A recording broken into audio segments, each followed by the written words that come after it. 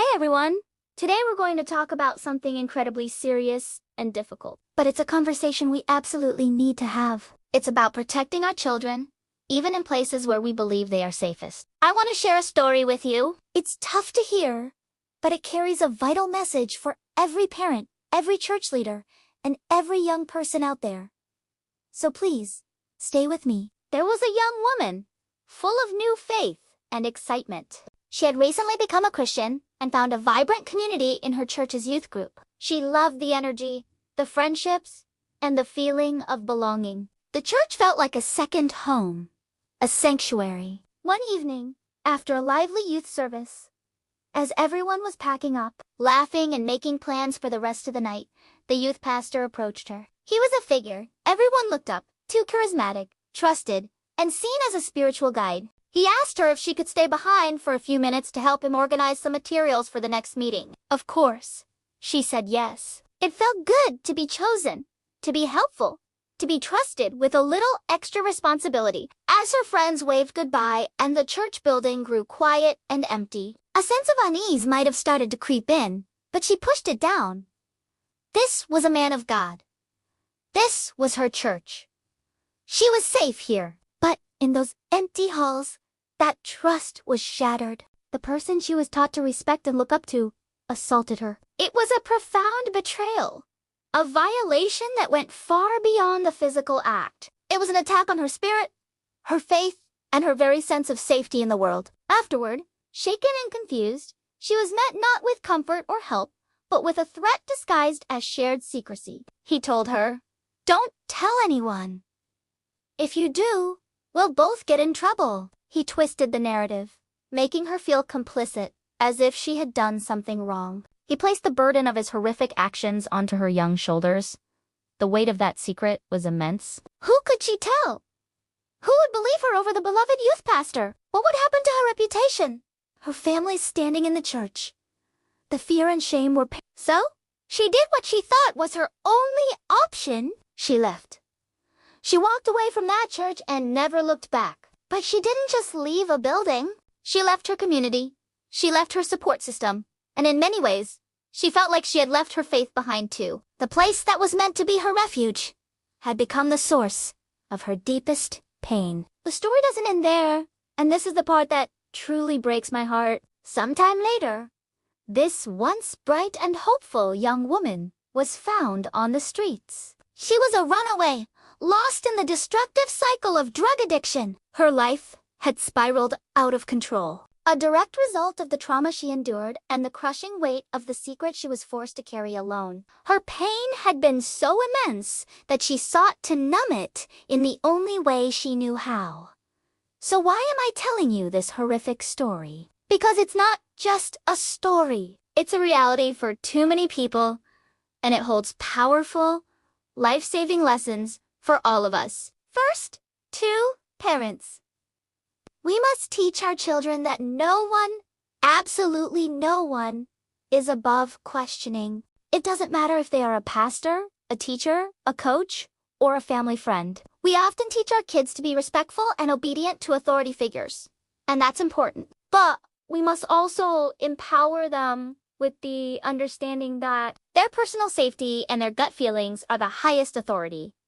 We need to have open and honest conversations about personal boundaries. Teach them what is appropriate and what is not. Create a home environment where they know, without a shadow of a doubt, that they can come to you with anything and they will be believed. Protected and supported, no matter what. No secret is more important than their well-being. Tell them explicitly, if anyone ever makes you feel uncomfortable, scared, or asks you to keep a secret that feels wrong, you must tell me. You will never be in trouble for telling the truth. Second, this is a wake-up call for our churches and youth organizations. "It can't happen here" mentality is dangerous. We must accept that evil can wear a friendly face and hide in plain sight. Churches need to have rigorous safety protocols in place. This means thorough background checks for every single volunteer and staff member who works with children or youth. Not just once, but regularly. It also means implementing policies like the two-adult rule, which ensures a child is never left alone with a single adult. There should always be at least 2 non-related adults present.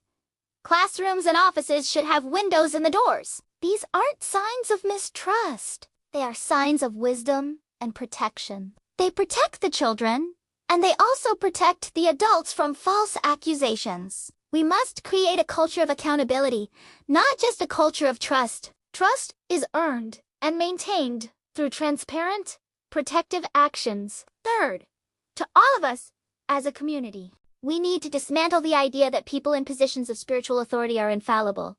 They are human. They are flawed. And while the vast majority are wonderful, dedicated people, we cannot afford to be naive. The Bible itself is full of stories of flawed leaders. Being a pastor or a church leader doesn't make someone immune to sin or temptation. In some cases, the power and trust afforded to them can be exploited by predatory individuals. Our faith should not be in a person, but in God.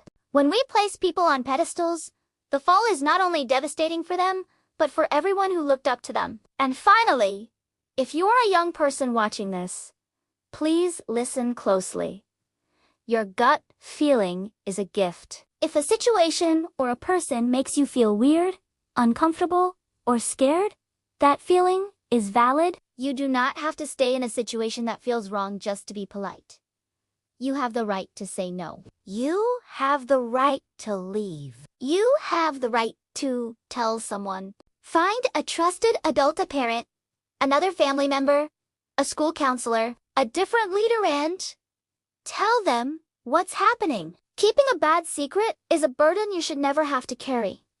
Your safety is more important than anyone's reputation. This young woman's story is a tragedy born from a monstrous act and amplified by a culture of silence and misplaced trust. We honor her and others like her by learning from her pain. We honor her by vowing to do better, by creating safer spaces for our kids, by empowering them with knowledge and confidence, by holding our institutions accountable, by ensuring that our churches are true sanctuaries, not places where predators can hide. It starts with conversations like this one.